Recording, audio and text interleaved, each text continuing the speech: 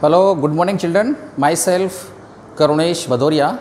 Welcome to today's physics class.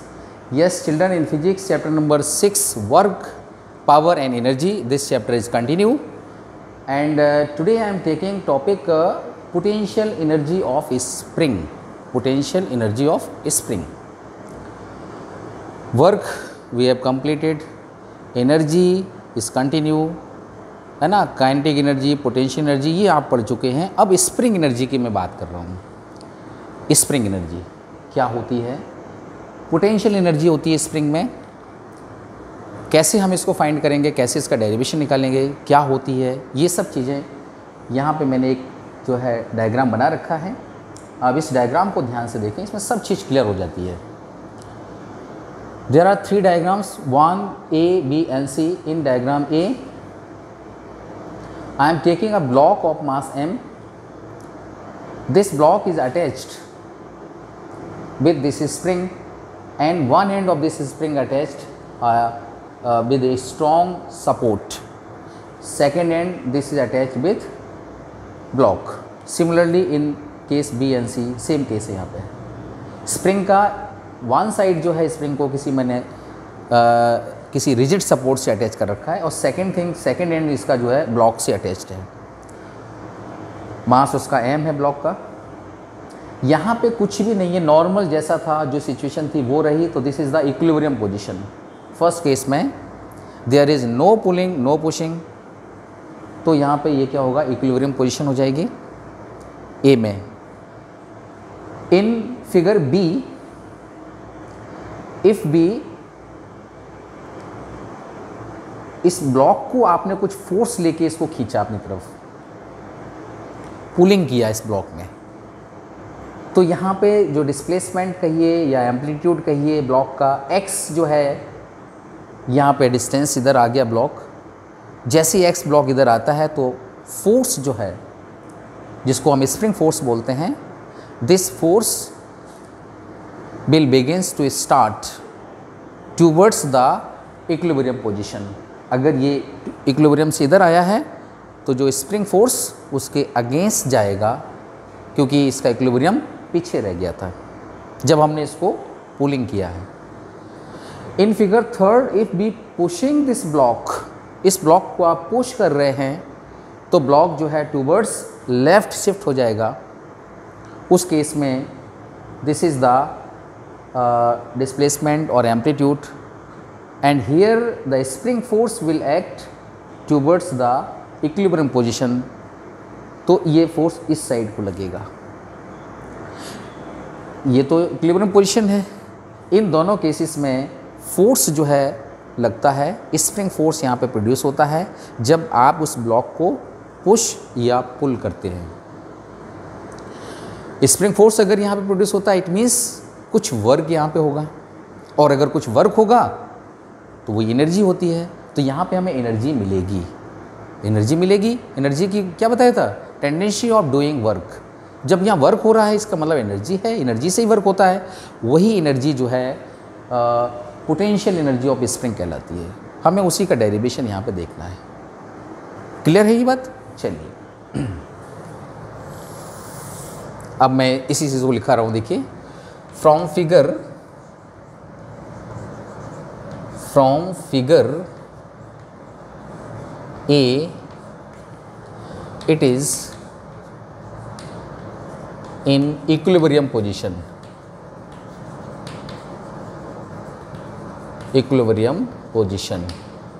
Okay, if we pull or push, if we pull to block और ये पुल किस में किया है, B में, और पुश टू द ब्लॉक ये C में किया है. Then by X, then spring force क्या नाम इसका है, F S, begins to start। ये आपको इसमें मिलने लगेगा। अगर ये फोर्स मिलेगा, इस means some work will be done. It means some work will be done, and this work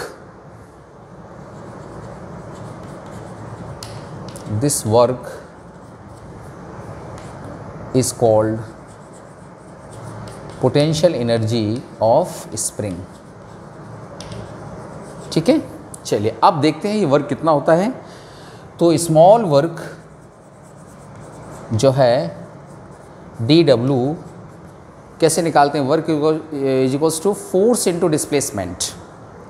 तो फोर्स तो यहाँ पे Fs और small displacement suppose it is dx, right. ये लगेगा, इतना वर्क होगा यहाँ पे। अब यहाँ पे जो फोर्स है, तो यहाँ हुक्स जो है, एक साइंटिस्ट हुए हैं, उन्होंने एक लॉ दिया था, फ्रॉम हुक्स लॉ, कि ये जो F होता है it is directly proportional to,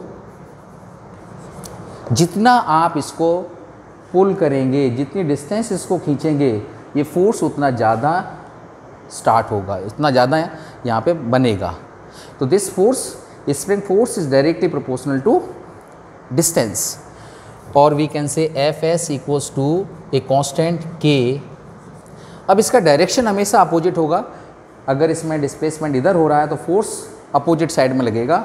so here we take sign minus, this is Fs equals to minus kx। Now putting the value of this Fs here, ये मैं इधर लिख रहा हूँ। चलिए, सो dW इक्वल्स टू कितना हो जाएगा? Minus kx into dx। Okay, चलिए इधर रफ ही कर देता हूँ ताकि अच्छे से दिखे आपको। ये सब नोट कर लेना।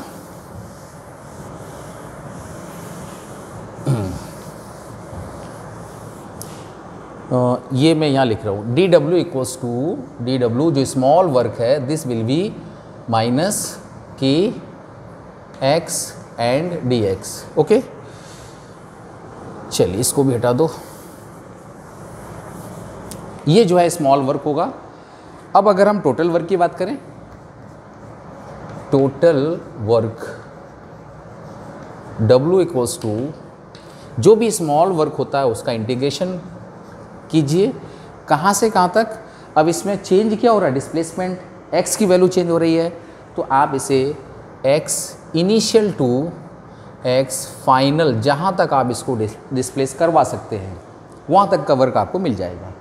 So W equals to x initial to x final of dW, and putting the value of dW here, so W equals to integration xi to xf, this is dW minus kx and dx। Clear? This integration is in respect to, with respect to x, so k को आप बाहर भेज दें, this is minus k integration xi to xf x dx, और integration x dx कितना होना चाहिए? ये सभी को आना चाहिए। इंटीग्रेशन x dx होता है x²/2, x to the power n का formula. So this is minus k x²/2 limit xi to xf। Okay, minus 2 को बाहर भेज दो, लिमिट लेंगे xf का square minus xi square, minus से मल्टीप्लाई कर दो तो 1/2 k xi square minus 1/2 k xf square. Okay, this is total work and this work is called energy. This work is called potential energy of spring, right? इसी को आप U भी कह सकते हैं। u इक्वल्स टू 1/2 के x i square minus 1/2 के x F square, right. तो this is the derivation for potential energy of spring. Spring की पोटेंशियल एनर्जी इतनी होती है और उसका डेरिवेशन आ गया u इज इक्वल्स टू 1/2 के एफ आई स्क्वायर माइनस 1/2 के F x F square, right, initial और फाइनल। अब अगर मैं बात करूं कि मान लीजिए हमने इसको पुल किया, खींचा अपनी तरफ, इनिशियल मान लो ये था एक्स आई, इसको एक्स एफ तक लाए और वापस इसको वहाँ तक ले गए एक्स आई तक, means initial position x i और राउंड लेकर के वापस उसी जगह आ गया, एक क्लोज्ड कर्व जैसा बना दिया। दोनों पोजीशन उसकी एक्स आई और एक्स एफ अगर सेम कर दें, उस केस में कितना वर्क होगा? If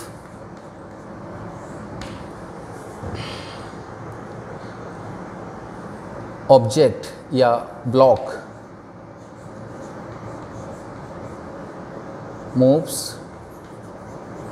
from xi to xf and come back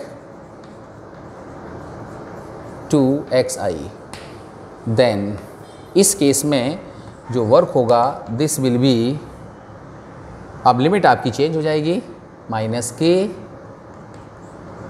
x i to x i और x dx, this is minus k by two x square i square minus x i square, और ये क्या हो जाएगा? Zero. Work is zero. Closed path में work zero आ रहा है। इसका मतलब कि ये जो फोर्स है, ये जो पोटेंशियल एनर्जी ऑफ स्प्रिंग है, ये जो फोर्स, जिस फोर्स की वजह से ये एनर्जी है, ये आपका क्या हो जाएगा? Conservative force. This is due to conservative force. Conservative force की वजह से क्लोज पाथ पे जब वर्क निकालते हैं ज़ीरो होता है। तो इसका मतलब है कि यहाँ जो फोर्स है, स्प्रिंग फोर्स जो है, कैसा है? कंजर्वेटिव फोर्स है। अगर मान लो क्वेश्चन आता है कि प्रूव दैट, या एक्सप्लेन कीजिए कि spring force is a conservative force, तो आप इस एग्जाम्पल से उसको दिखा सकते हैं। यहाँ पे जो वर्क है, नेट वर्क, जब हम एक पूरे साइकिल की बात कर देते हैं, दिस वर्क इज़ ज़ीरो, और ये जो वर्क होता है ड्यू टू सम फोर्स होता है, तो इसका मतलब यहाँ पे जो फोर्स है, ये फोर्स क्या हो जाएगा? कंजर्वेटिव फोर्स हो जाएगा। क्लियर? तो ये आपका पोटेंशियल एनर्जी का कंप्लीट पार्ट हो गया है। इसे एक बार आप नोट करें, ये कंप्लीट हो गया। Now we are moving another topic, power. Power क्या होती है? What is power? Rate of doing work, rate of doing work by an object is called power. किसी पर्टिकुलर टाइम में, यूनिट टाइम में क्या वर्क होता है, कितना वर्क होता है, this is power. Rate of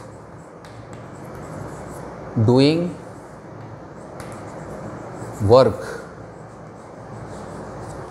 rate of doing work called power. ठीक है? P is equals to W by T. Unit time में कितना वर्क होता है, दैट इज़ पावर। अगर मैं इसके यूनिट की बात करूं, तो इसकी यूनिट्स होती हैं वॉट।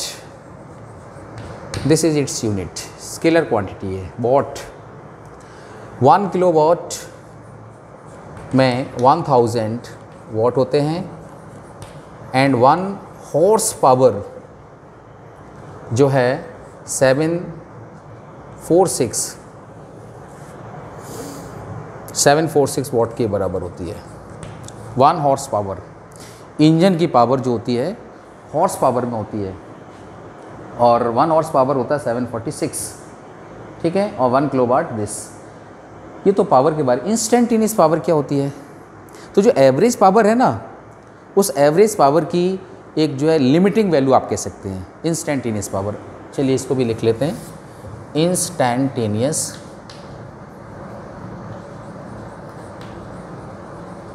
पावर। ये क्या होती है? लिमिटिंग वैल्यू ऑफ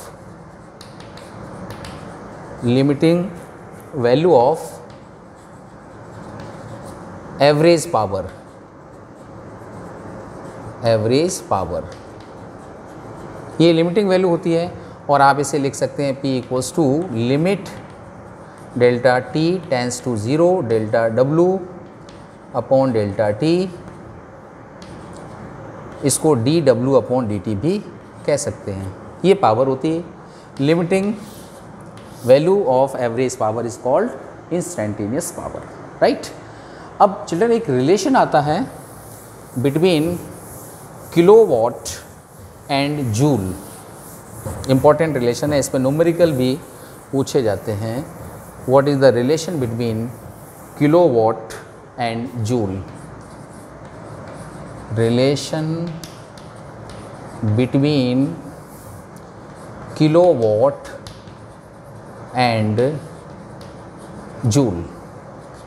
क्या रिलेशन होता है किलोवाट एंड जूल में? क्या होता है पहले तो ये देखो, किलोवाट आर, किलोवाट नहीं, kilowatt hour. Okay, kilowatt hour होता क्या है? किलोवाट आर क्या होता है कि इलेक्ट्रिकल एनर्जी जो है घर में जो अप्लायंसेस आप यूज़ करते हैं,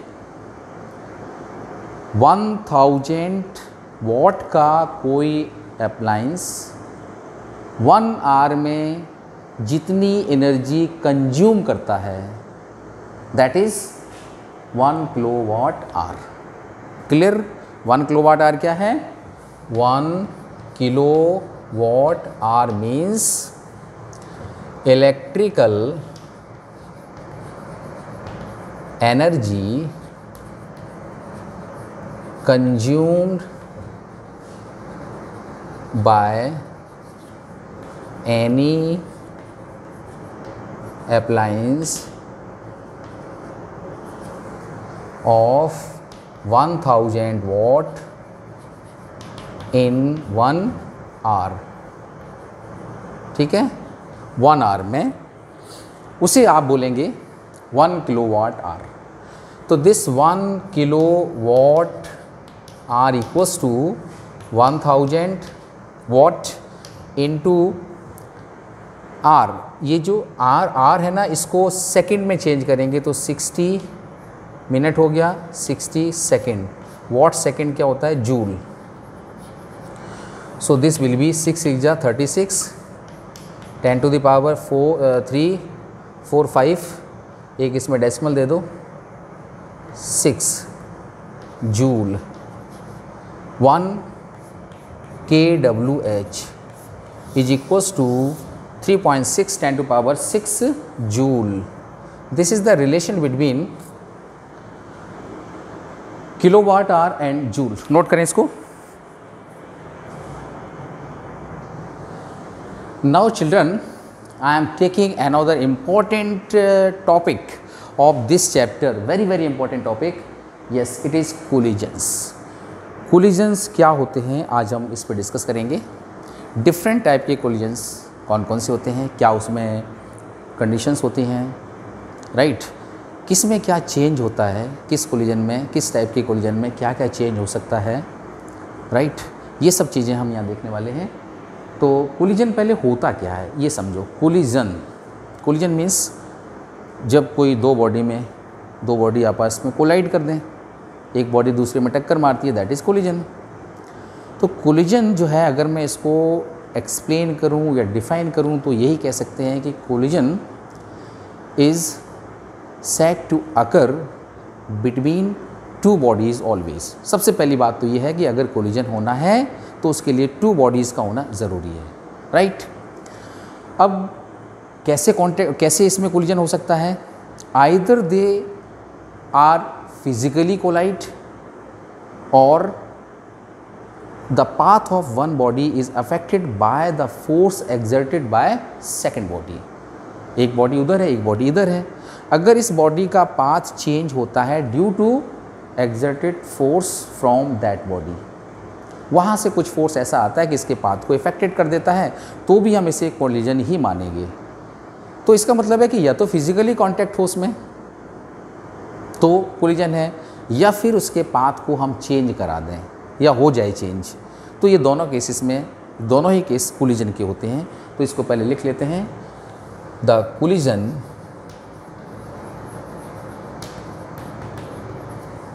is said to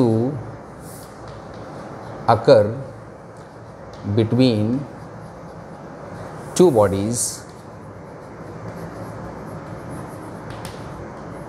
said to occur between two bodies if they collide physically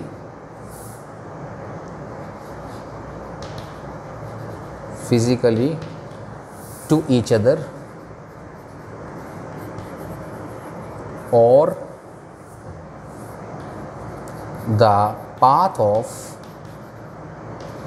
one body is affected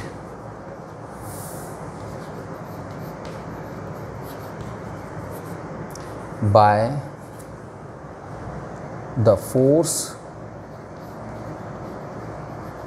exerted by second body, या अदर बॉडी कर दो, अदर बॉडी।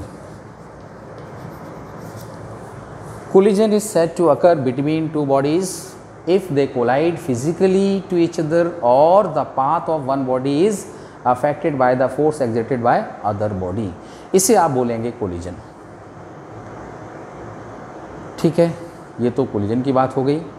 अब इसमें हम दोनों एग्जाम्पल देखने पड़ेंगे हमें कि ये कैसे हो सकता है कि उसमें फिजिकली कांटेक्ट, क्या ज़रूरी है फिजिकली कांटेक्ट? लिख लो यहाँ पे, for collision physically contact is not necessary। ये कंफर्म कर लीजिए, physically contact is not necessary for collision. हमने यहाँ पे लिखा है विदाउट अफेक्ट, ये अफेक्ट करता है। अगर पाथ आपने चेंज करा दिया, ये भी कोलिजन होता है। एग्जाम्पल देखते हैं, यहाँ क्लियर होगा। एग्जाम्पल मैं दो ले रहा हूँ। एक तो आपने कैरम का गेम देखा होगा।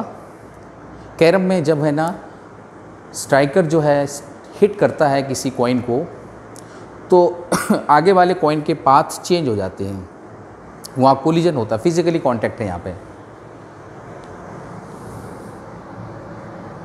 इन कैरम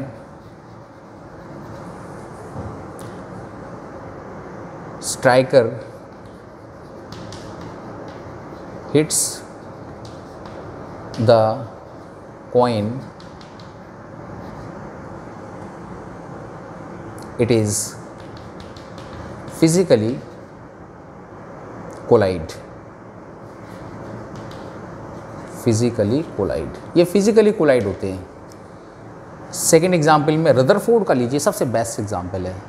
रदरफोर्ड में भी कोलिजन होता है, क्योंकि आपने देखा था कि जब अल्फा पार्टिकल्स की बॉम्बार्ड होती है तो वो पार्टिकल्स जो है डेविएट हो जाते हैं, अपने पाथ से क्या हो जाता है, डेविएट हो जाती हैं। वहाँ फिजिकल कांटेक्ट नहीं होता है, ड्यू टू फोर्स होता है। तो सेकंड एग्जांपल, रदरफोर्ड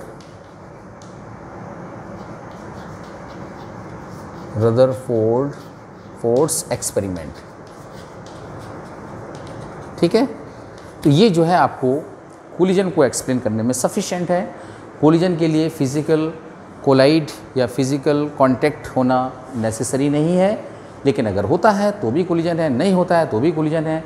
अगर फिजिकली कांटेक्ट नहीं होता है तो उस एक ऑब्जेक्ट का पाथ चेंज होना चाहिए ड्यू टू सम फोर्स। वो फोर्स कहाँ से, दूसरे ऑब्जेक्ट से आना चाहिए। अगर उसका इफेक्ट उस पर पड़ता है और ये अपना पाथ चेंज कर लेता है, it means this is also a collision, right. चलिए, ये तो मैंने कोलिजन को समझा दिया। अब कोलिजन कई तरह के होते हैं, elastic collision, inelastic collision, perfectly inelastic collision, super elastic collision, one dimensional collision, two dimensional collision, ये बहुत तरह के कोलिजन होते हैं। ये अभी मैं आपको समझाता हूँ, इसे एक बार आप नोट डाउन करें। Children, now I am taking types of collision. ये देखिए, मैंने यहाँ कुछ टाइप्स के कोलिजन लिख दिए, अभी मुझे इनको समझाना है।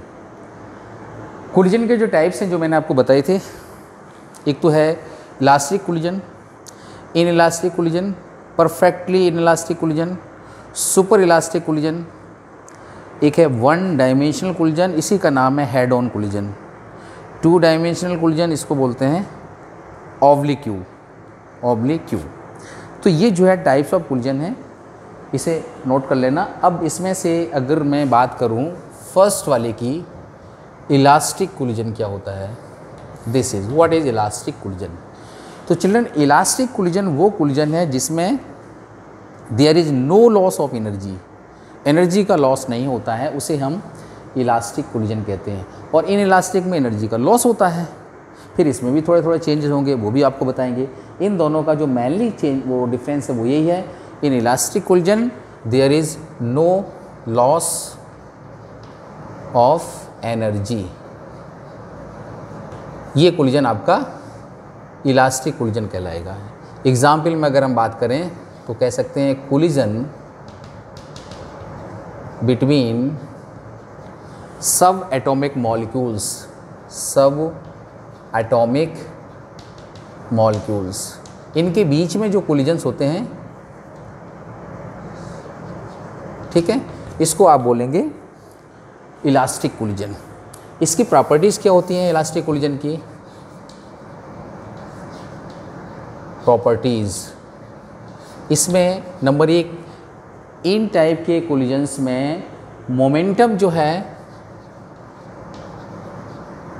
Always is conserved. इसमें मोमेंटम चेंज नहीं होगा, momentum is conserved. Kinetic energy भी कंजर्व्ड रहेगी, ठीक है। टोटल एनर्जी ये भी कंजर्व्ड रहती है, नो चेंज होता है, हीट का लॉस नहीं होता ना, इसलिए। यहाँ जो फोर्स होगा, जो फोर्स यहाँ यूज़ में लिया जाएगा, अप्लाई होगा, this will be conservative force. और इसमें जो एनर्जी है ये कभी भी साउंड एनर्जी, हीट एनर्जी इसमें कन्वर्ट नहीं होती है। हम कह सकते हैं मैकेनिकल एनर्जी